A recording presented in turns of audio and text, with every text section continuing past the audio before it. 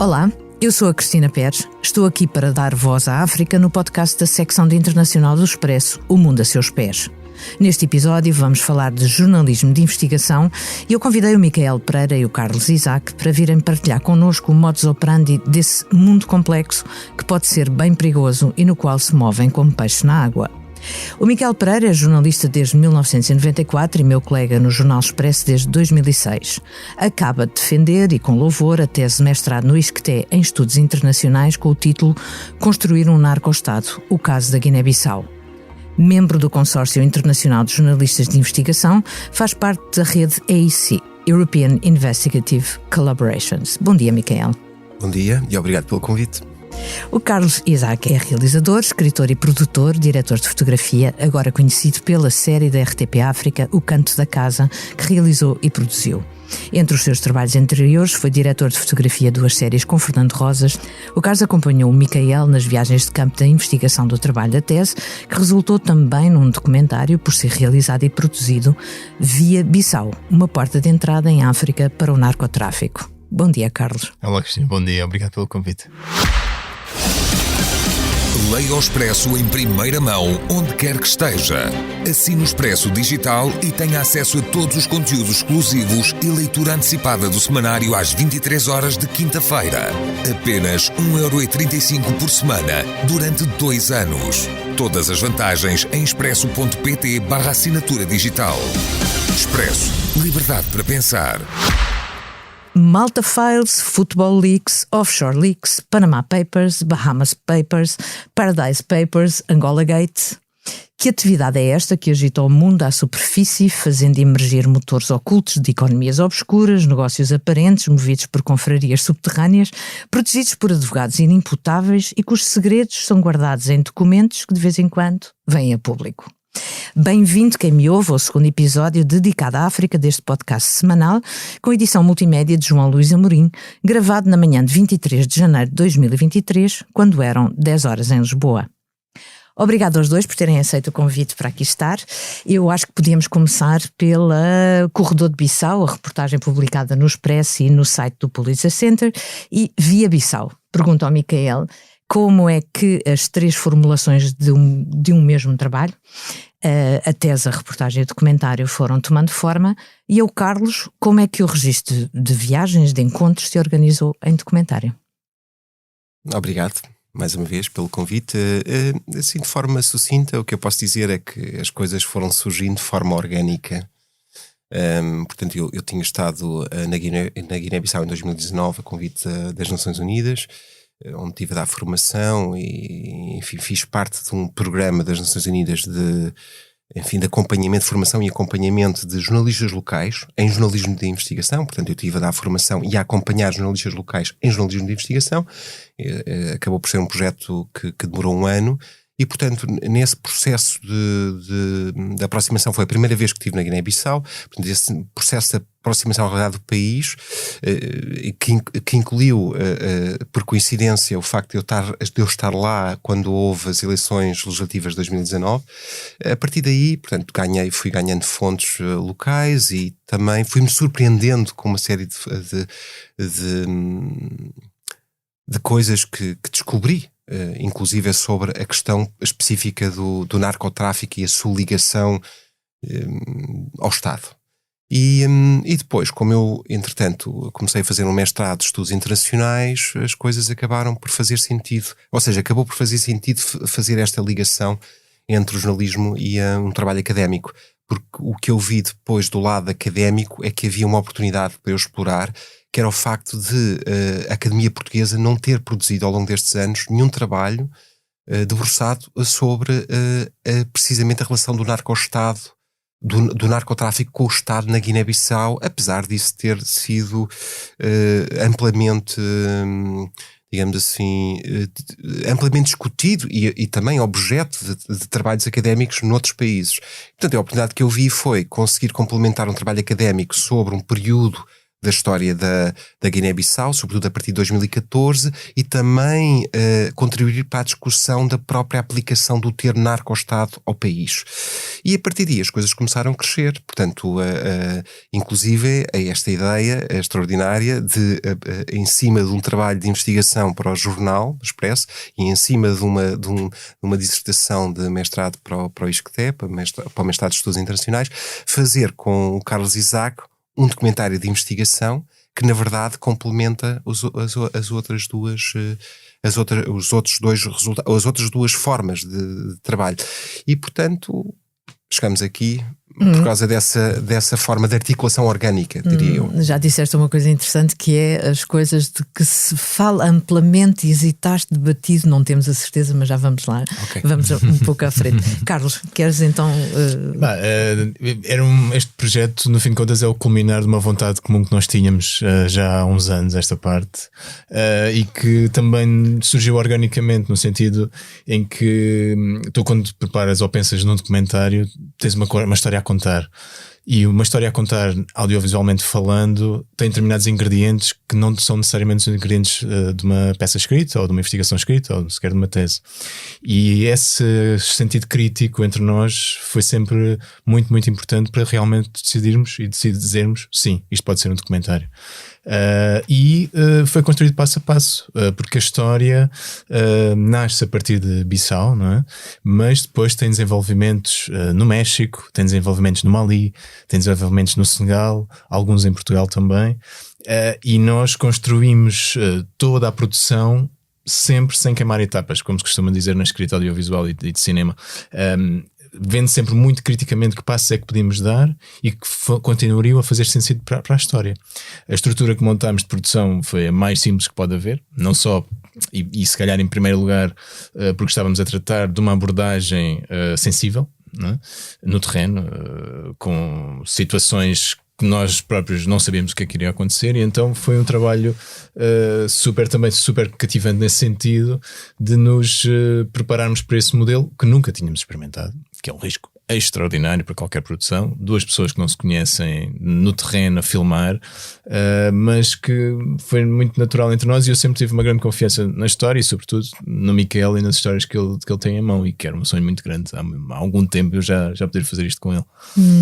Uma coisa muito interessante do documentário é que é um documentário também sobre os bastidores sem o ser, ou seja, vê-se na expressão, vê-se nas imagens que aquilo está a acontecer no momento, nada está a ser encenado. Vamos em particular a entrevista ao presidente da Guiné-Bissau, o Umaro Sissoko Embalo, que parece de repente que está sentado num trono, quando na verdade é uma cadeira, esta espécie de naturalidade daquele passeio, que não tem nada de natural, mas que na verdade é uma encenação aceita por vós da proposta dele, não é? Falem um pouco sobre isto, porque isto é absolutamente fascinante. Foi um princípio contaminante, este que eu vou pôr sobre a mesa, que é agir com naturalidade. Contaminante porque o Miquel, no seu trabalho extremamente solitário de investigação e de relação com as suas fontes e com o seu trabalho no terreno, tem esta premissa, que eu acho que é uma das chaves para o grande valor que tem o trabalho dele, e eu, do ponto de vista de documentário, a experiência acumulada que tenho, diz-me também isto: sejamos naturais. E eu acho que esse princípio que nós tínhamos sempre muito claro, acho que foi a chave sempre para ter situações como essa, em que sim, há uma encenação, mas cena a cena, se quiseres pensar neste modelo que vemos no filme, há uma abordagem inicial que nós temos de realização. Como é que vamos atacar esta cena do ponto de vista de filmagem? O que é que nós gostávamos de ter dela? No final vai ser completamente diferente, mas temos uma base. E também aqui no Palácio Presidencial nós sonhávamos de alguma forma com essa possibilidade de conseguirmos, não sabemos como, porque nunca tínhamos visto o Presidente, os assessores eram tratados à distância, mas que sonhávamos com este passeio. Ou seja, e ele próprio, lá está, nós com essa naturalidade casamos, porque ele também nos queria levar a lá. Ele adorou fazê-lo. Não sei, Miguel, eu acho que a sensação foi, né? Foi, acabou por ser um processo também muito orgânico, natural, ou seja, de criar ali uma certa, na verdade, uma empatia possível com o entrevistado, não é? E que permitiu nós também fazermos isso com a naturalidade que transparece no filme, né? Portanto, e a forma, inclusive, como a entrevista decorre, em que as perguntas são feitas, as perguntas difíceis são feitas, não é? Sobre o próprio narcotráfico, não é? E não só sobre o narcotráfico, há outras perguntas que julgo que nem estão incluídas no documentário, sobre a agressão a jornalistas, mas isso é feito dentro desse princípio e obviamente que acabámos por ter alguma sorte no meio da exigência que foi a produção. Houve uma produção muito exigente do ponto de vista de conseguirmos garantir ir aos locais, de fazer as entrevistas com super carregados. O Carlos não está a comentar, mas nós tínhamos 70, 80 quilos de material que andava sempre connosco em situações muito difíceis. Era um filme absolutamente inacreditável. No Palácio Presidencial aquilo motivou uma inspeção ali no parque automóvel, uma coisa, nós estávamos assim um pouco, tensos por causa disso, não é?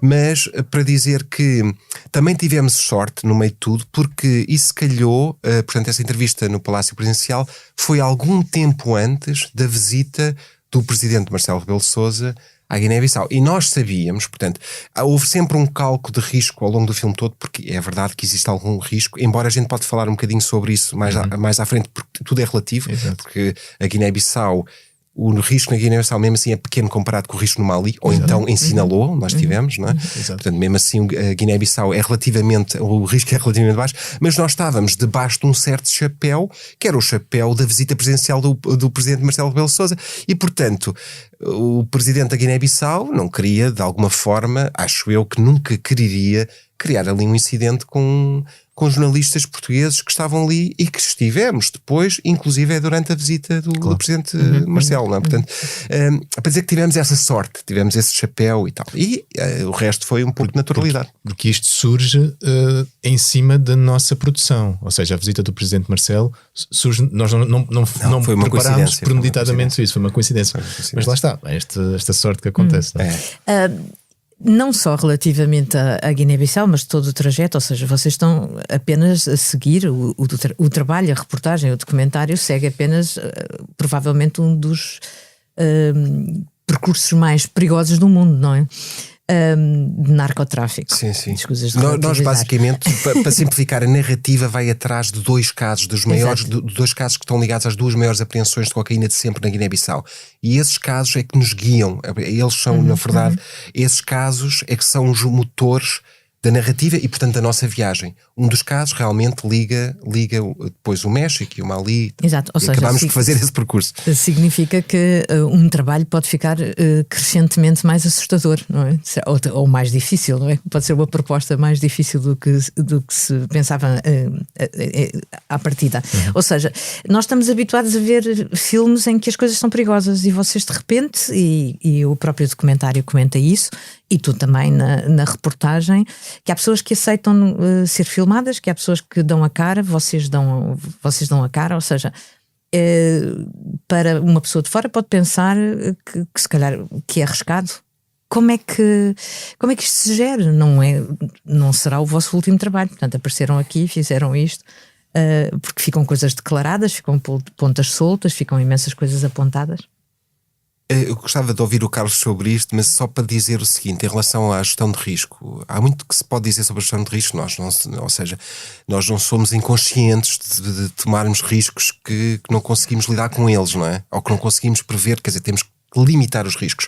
Mas por falar em entrevistados, nós entrevistamos uma série de pessoas que depois não aparecem no documentário, incluindo, lembro-me de um caso, uma entrevista absolutamente extraordinária, do ponto de vista até emocional, de alguém que conta um episódio que assistiu absolutamente perigoso do ponto de vista do risco para ela, mas ela assumiu isso e nós decidimos não incluí-la no documentário, porque fizemos essa gestão de risco mas não por causa do nosso risco, mas por causa do risco de uma pessoa que tinha sido entrevistada. Não sei se queres acrescentar alguma coisa aqui, Carlos. Nós, só para teres uma ideia, o que nos move quando nós estamos a filmar é um horizonte, não é? Que tem alguns objetivos, não é? Alguma visão, tem uma visão narrativa, uma estrutura, umas cenas que gostávamos de ir obter, mas eu acho que é essa conjugação feliz que nós temos os dois, que é eu próprio tive situações em que começava, entre aspas, a ver coisas onde elas não existiam, e o Micael ao contrário também, às vezes em outros momentos, e isso foi um trabalho de calma mútua e de visão dupla, que é fundamental num processo como este, num filme, seja como o tema que nós temos em mão, ou seja, contar a história do nosso bairro, porque se estamos sozinhos, e essa é a grande diferença, quando nós escrevemos, autoconsumimos a nós próprios. Quando fazemos um filme, por mais pequena que seja, temos uma equipa e temos 2 realizadores que se entendem, isso é fundamental, acrescenta um sentido crítico muito grande em todos os aspectos, e neste também, como por exemplo parares no meio de uma picada na Guiné-Bissau e fazeres uns planos neutros de paisagem, mas que depois para uma mota e há um senhor civil que se identifica como polícia e que quer revistar e quer saber o que é que estás ali a fazer. Logo no início da filmagem, e isso podia-nos amedrontar ou deixar-nos receosos ou acharmos, mas não, nós lá está, com a honestidade com que estávamos a fazer,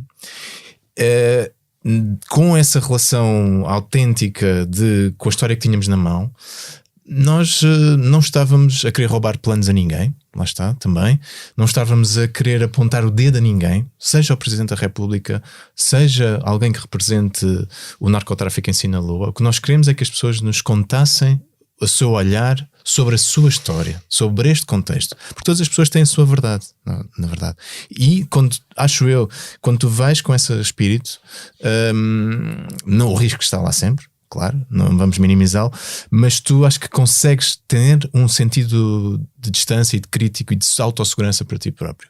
Há surpresas, claro, ninguém nos diria que no sítio onde estávamos alojados no Mali, em Bamako, não chegassem 4 motas com alguém que nos quisesse levar ou diretamente fazer alguma coisa, como tinha acontecido semanas antes com outros colegas. Mas vocês falam especificamente do perigo de rapto no norte do Mali. Havia vários. Sim. Guiné-Bissau, Senegal, Mali. Há diferenças fundamentais nestes países? Sim. Há, por exemplo, para teres uma ideia, nós... na verdade, estendemos a investigação ao Mali e a Sinaloa porque conseguimos depois, nós fomos no fundo garantindo financiamentos para esta história, portanto para esta investigação, e portanto a parte do Mali e do México acabou por ser garantida pelo Police Center nos Estados Unidos, e houve uma negociação muito grande de gestão de risco com o Police Center. Nós tivemos que inclusive arranjar um seguro especial que cobre, e que há muito poucos que cobre rapto por causa destas situações. Portanto, estas coisas tiveram que ser negociadas mesmo de forma detalhada. E, portanto, no Mali, o Mali é um sítio muito perigoso para jornalistas, não é? E não só para jornalistas, para muitos cidadãos. Tem-se tornado de forma crescente um sítio muito perigoso, onde raptos, mesmo na capital de Bamako, são normais, porque existem muitas organizações, portanto, é um Estado com uma grande instabilidade há vários anos, sobretudo nos últimos 10 anos, e portanto, e nós, por acaso, Bamako tem um ambiente muito diferente daquilo que nós vemos em Bissau. Bissau é uma cidade absolutamente tranquila para as pessoas que a visitam e que lá vivem, apesar de ter alguns incidentes que podem ser violentos. Em Bamako não se vê praticamente um branco em lado nenhum. Portanto, é um sítio que está ao nível, talvez, de Cabul. Sim, é uma cidade grande. É uma cidade grande, portanto é uma cidade escura à noite e tal, pronto. E então nós tivemos que não só que nos preparar para lá ir, mas mesmo estando lá, termos cuidados acrescidos na escolha do alojamento, por exemplo.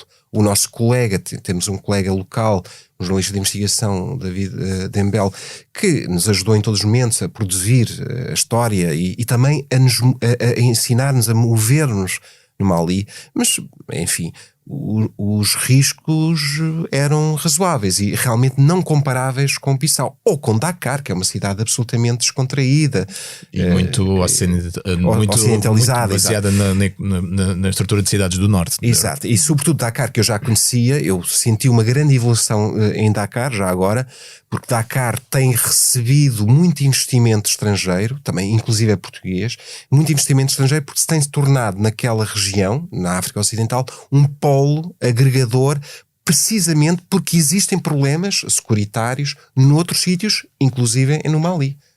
Porque, pronto, são cidades, são regiões onde para um ocidental, não só para ocidentais, mas especialmente para ocidentais, são cidades difíceis de trabalhar. É possibilidade para lá de serem brancos, mas carregados de material também, não é? Exato. Micael, jornalismo de investigação pode ser feito de muitas maneiras, a solo, com contactos aqui e ali, ou mesmo integrado nestas redes internacionais de jornalistas. Tu fizeste imenso trabalho dos leaks. E dos gates, inclusivamente Angola Gate. Queres falar um pouco sobre isso? Ou seja, como da expectativa do público, ou seja, é um pouco diferente estar integrado num consórcio que está a trabalhar especificamente um assunto. Eu acho que há muitos, para quem está de fora, inclusive para outros jornalistas, portanto para colegas jornalistas e também para o público em geral, há alguma, enfim, alguns mitos à volta desta história de consórcios, estes projetos ou estes leaks e tal. Eu diria que, de forma simples, que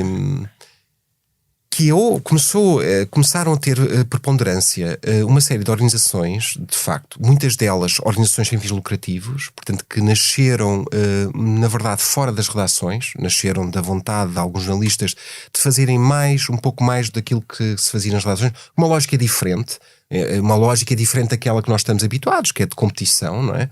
Porque estamos sempre a concorrer uns contra os outros, não é? Mas para dizer que houve realmente um dinamismo muito grande, a dada altura, em grande parte, e para sermos justos, por causa do Julian Assange e do Wikileaks, isso, portanto, estamos a falar de 2009, 10, 11, e depois, também, a partir dessa altura, por causa de uma coincidência muito grande, que foi o facto de haver uma crise financeira mundial, iniciada a partir de 2008, e de haver uma série de movimentos que têm algum cruzamento com o jornalismo, a partir do final dos anos 90, os movimentos de justiça global, em que estas coisas começaram a cruzar. E começaram-se a cruzar porquê? Porque lá no fundo, na origem, estava um dilema. O dilema da desigualdade social. Todas estas histórias, a maior parte destas histórias que têm a ver com grandes leaks, incluindo os Panama Papers, mas não só, outros leaks que foram surgindo, embora os Panama Papers tenham um lugar especial porque foram muito grandes a dada altura, mas todos estes leaks têm a ver no fundo com esta vontade de uma série de jornalistas em muitos países olharem para a desigualdade social tomando as oportunidades que lhes apareceram à frente, que é, na verdade, expondo a indústria offshore, porque a indústria offshore permite a uma série de atores esconderem dinheiro que de outra forma teria alimentado os orçamentos de Estado que permitem, por sua vez, combaterem essa desigualdade social. Portanto, há toda uma narrativa à volta de como isto surge. E, portanto, eu diria que eu acho que é a principal coisa que eu posso dizer sobre este tipo de colaborações. Em relação àquilo que tem sido o meu trabalho relacionado com essas organizações, elas funcionam de formas diferentes umas das outras. Há umas que funcionam mais para a esquerda, outras mais para a direita. Por exemplo, o AIC, a rede AIC, uma rede europeia, European Investigative Collaborations, é uma rede de que o próprio Expresso faz parte e outros meios fazem parte, meios de comunicação social, e portanto funciona com um perfil muito específico, como outras. Há uma Forbidden Stories, foi criada depois de uma jornalista em Malta ter sido assassinada, que só faz um tipo de histórias, que é pretende sempre completar as histórias dos jornalistas que foram mortos ou que são perseguidos, portanto vai acabar o trabalho que eles deixaram por fazer, no fundo é um objetivo com muito mérito, e portanto estas organizações começaram a surgir dessa forma. E depois há toda outras possibilidades inorgânicas. Este trabalho, por exemplo, que nós fizemos, na verdade não tem ligação a esse tipo de organizações, mas na verdade vai beber um bocadinho desse princípio, porque nós tivemos a ajuda de um jornalista de investigação no Mali e tivemos a ajuda de um jornalista de investigação no México, que na verdade ajudaram-nos a produzir isto. Portanto, o princípio está lá, que é porque não colaborar, porque não fazer histórias juntos, quando nós todos temos a ganhar com isso. E devemos alguma coisa aos whistleblowers? Neste momento do jornalismo, passada a experiência das coisas que, não sei, dá-me ideia que a revelação cria uma expectativa de punição ou de que as coisas mudem. Estou a falar do ponto de vista do público. Gostava de saber a vossa opinião, também como consumidores de informação.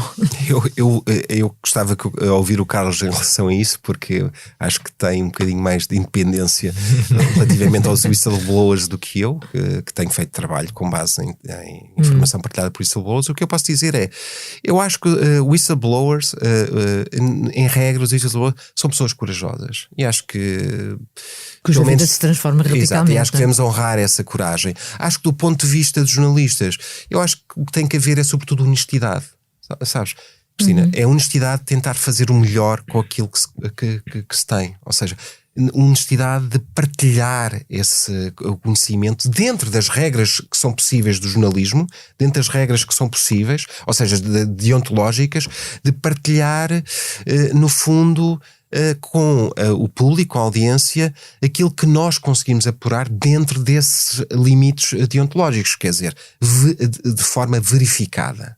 Porque nós não podemos publicar tudo o que nos chega às mãos, claro, de forma inverificada. Mas Carlos, não sei se queres acrescentar alguma coisa. A direção é exatamente essa. Eu acho que há um sentido de reconhecimento e gratidão, porque mas depois também tem que existir o mesmo para quem trata essa informação. Claro.